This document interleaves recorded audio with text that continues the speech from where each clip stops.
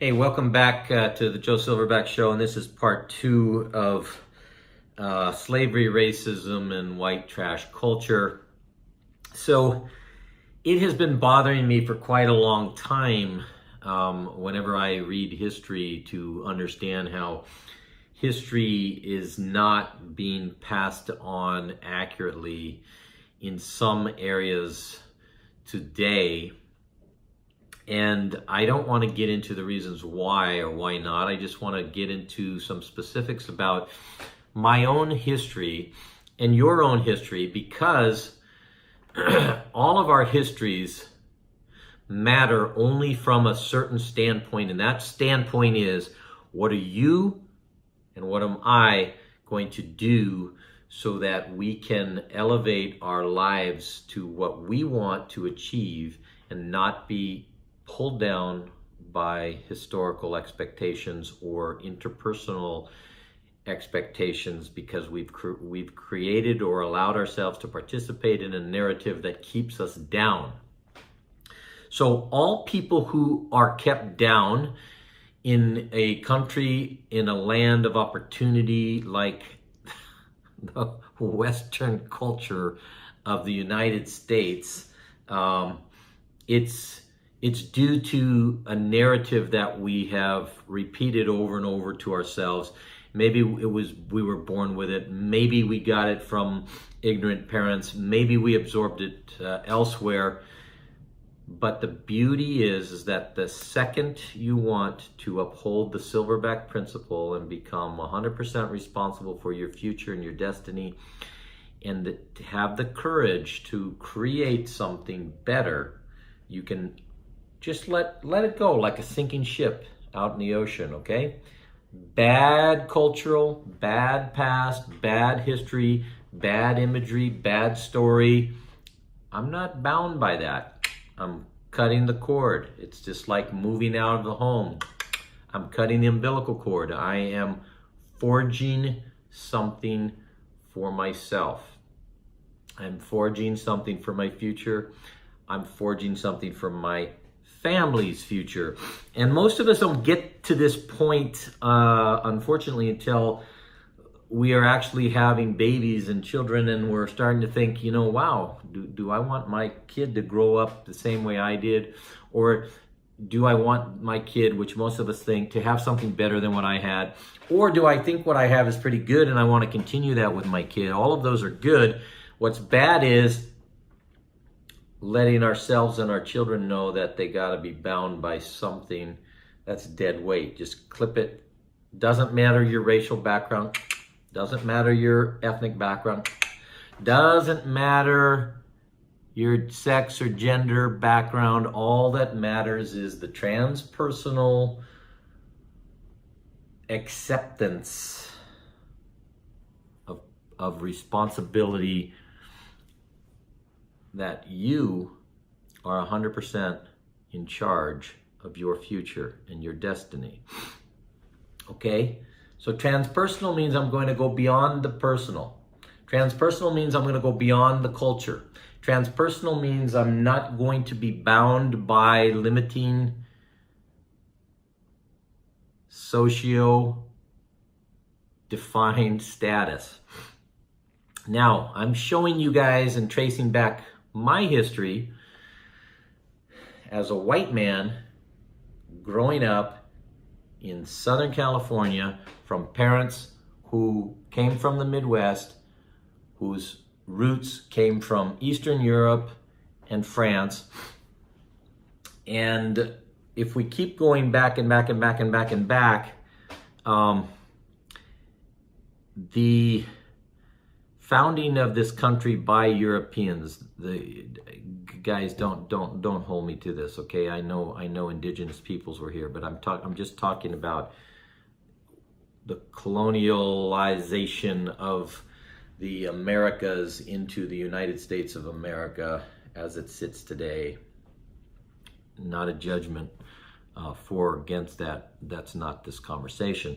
So the colonies, the original colonies, you've got to go back to England in the 16 and 1700s and understand that slavery was a way of life.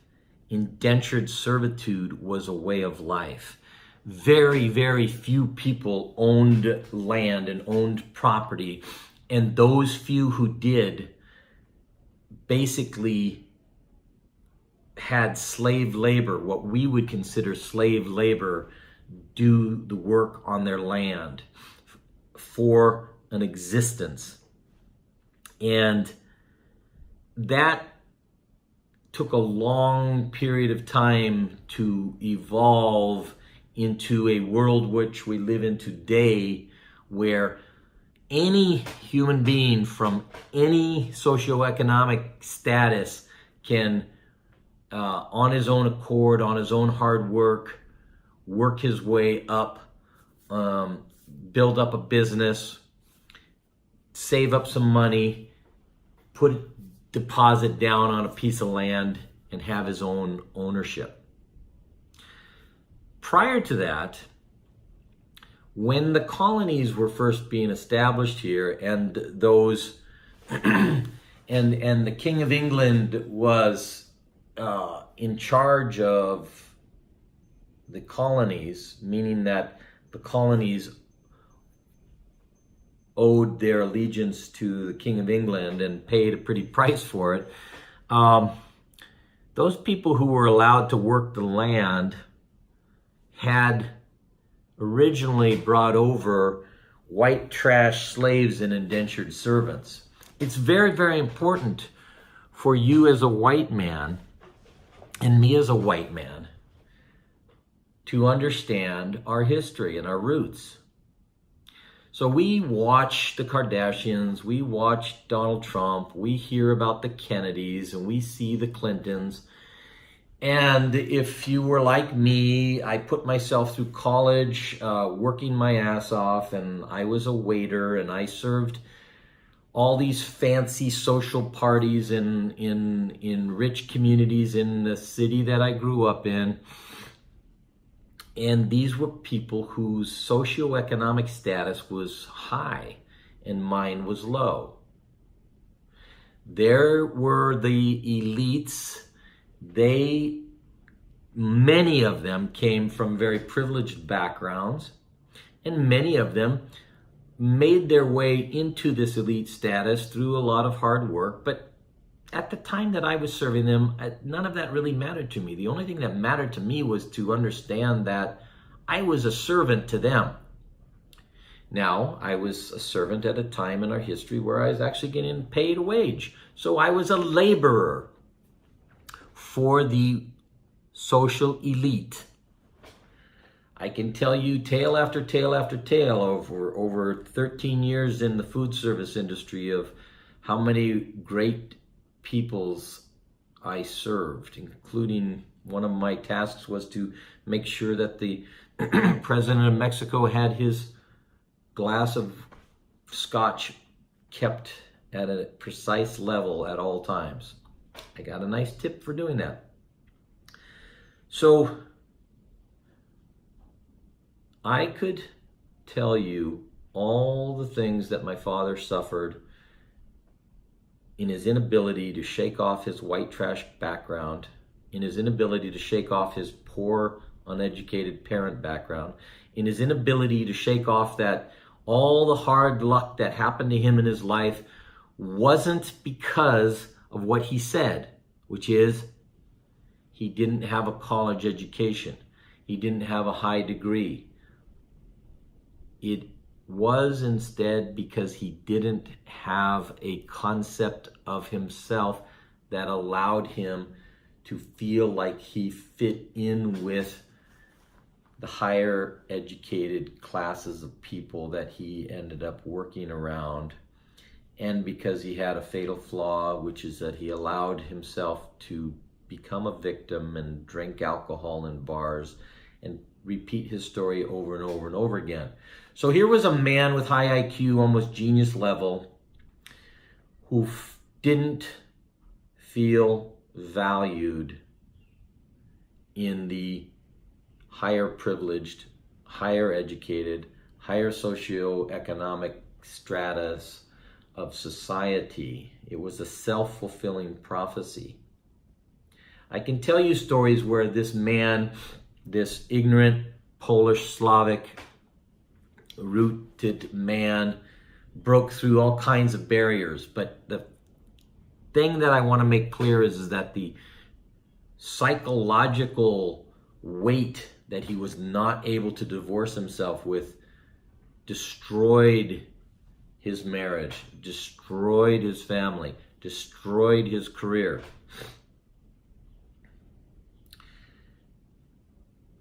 In lieu of this, what I also want to say is this man elevated his family by bringing them from the poor tenement housings of Detroit into the New West, Southern California, and he got a second job in order to pay for a home in a new community that was called University City because it was near the university. And he pushed us to get an education, and he pushed us to learn vocabulary, and he pushed us to learn how to articulate in a way that was higher than the working class poor that he came from. Because he understood that socioeconomic status could change, and he said it would take 3 generations. And he was right.